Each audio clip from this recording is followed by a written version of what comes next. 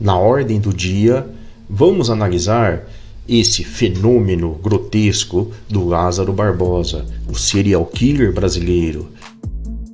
A maldade traz muita angústia, dor, incerteza e sofrimento para nós. Afeta muito a nossa qualidade de vida. Por isso que esse vídeo é extremamente relevante e importante para todos nós. Desde já, agradeço muito se você puder se inscrever em nosso canal, deixe um like ao final se gostou do vídeo, interaja, comente, compartilhe, isso deixa a gente muito feliz e você também ajuda a divulgar esse conteúdo para mais pessoas. Muito obrigado.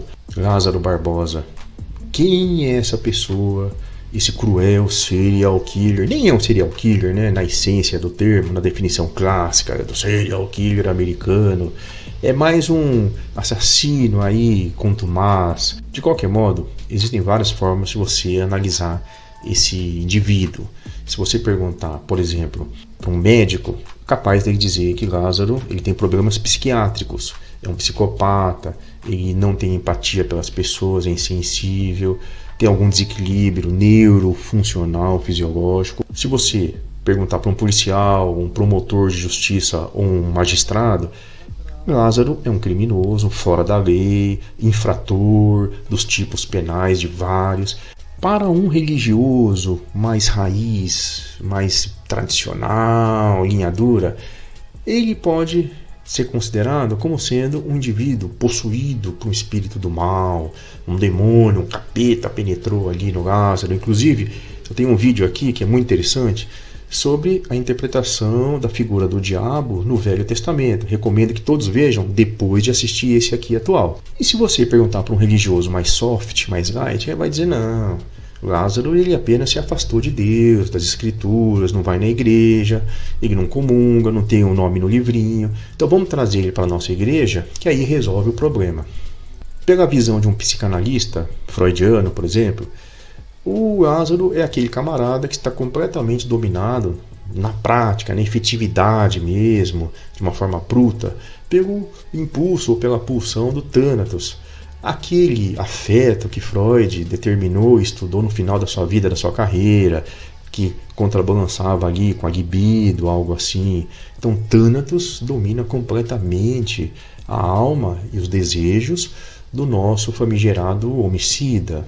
Mas e pela visão esotérica? O que seria Lázaro?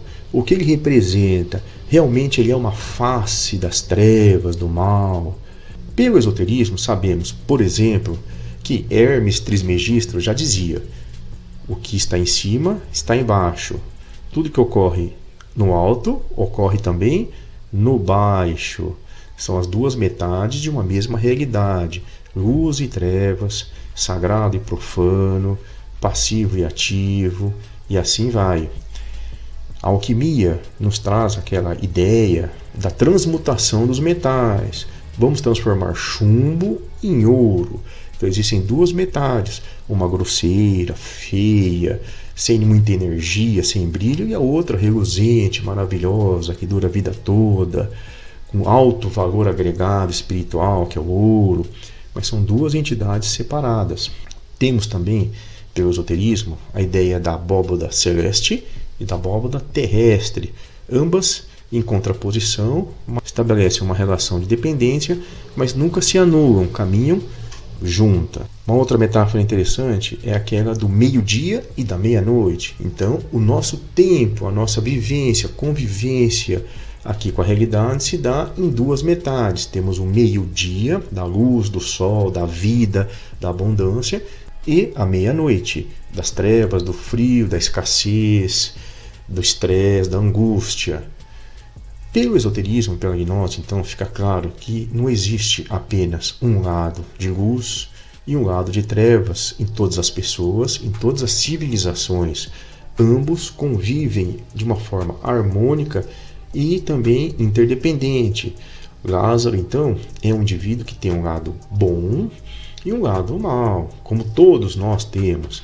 O problema é que houve um desequilíbrio ali, naquele yin e yang do indivíduo, e ele manifesta apenas, nesse momento, essa faceta um pouco mais cruel, selvagem, instintiva, onde ele se deixa levar pelos seus impulsos, pelos seus afetos mais subterrâneos do seu.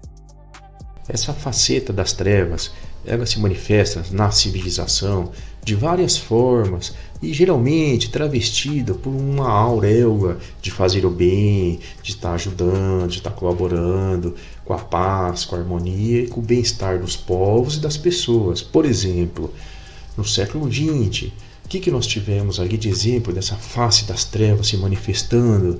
O projeto Manhattan, o projeto ali dos cientistas americanos, a partir do final dos anos 1930, de construção das bombas atômicas. Eram instrumentos de paz? Não, instrumentos de morte, de desgraça, de carnificina. Little Boy, Fat Man, uma bomba de urânio 235 e a outra de plutônio, de implosão, jogada sobre Hiroshima e Nagasaki. Talvez a maior catástrofe da história da civilização. Outro exemplo. Os maiores cientistas do mundo no começo do século XX, na área da medicina, da química, da física, filósofos, se uniram no projeto do Terceiro Reich. E aconteceu aquilo que todo mundo sabe muito bem, muita desgraça, dor, transformaram em cinzas milhões de pessoas. Outro exemplo também, os gulags soviéticos foram especialmente turbinados por Stalin, 1930 até 1960, mais ou menos. Milhões também pereceram. Os campos também de trabalhos forçados de concentração de Mao Tse-tung na China, mais de 60 milhões pereceram ali. Então, percebemos que essa face das trevas ela é muito recorrente em vários momentos da nossa história civilizacional. Por isso que o Lázaro Barbosa ele é simplesmente uma manifestação desse id, desse inconsciente, dos afetos mais profundos da mente humana e que, por uma infelicidade, uma tremenda de uma fatalidade, se manifestam e dominam os atos dessa pessoa.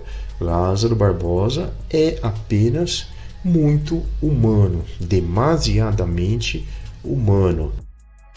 Justamente por existir esse tipo de face do mal e das trevas tão comum, tão recorrente e permanentemente ali na iminência de se manifestar, seja nas pessoas, seja nas sociedades ou civilizações, que é necessário que existam entidades, instituições, doutrinas que trabalham justamente pelo lado da luz, pelo lado do bem, da paz, instituições, sejam religiosas, filosóficas ou iniciáticas, que lutam justamente para conter esse mal, essa maldade, nos níveis mais baixos que for possível.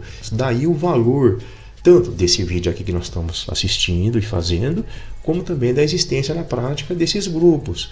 Tem gente que fala, são entidades anacrônicas, não estão mais no contexto do contemporâneo do século XXI. Isso é um absurdo. São mais necessárias e essenciais para todos nós do que em tempos passados. A gente dorme melhor sabendo que essas entidades estão em pé, trabalhando, operantes. O dia que o mundo for perfeito, maravilhoso, como lá na abóbada celestial, isso não vai ser mais necessário. Por enquanto, precisamos muito de pessoas e entidades que trilham pela senda do bem, da paz e da harmonia entre todos. Se você quiser conhecer um pouquinho mais sobre essas entidades iniciáticas esotéricas, aqui no canal existem vários vídeos e outros assuntos que trazem um pouquinho mais de bondade para todos nós e menos maldade, menos estresse, mais noites bem dormidas com consciência mais tranquila. Um grande abraço e até breve.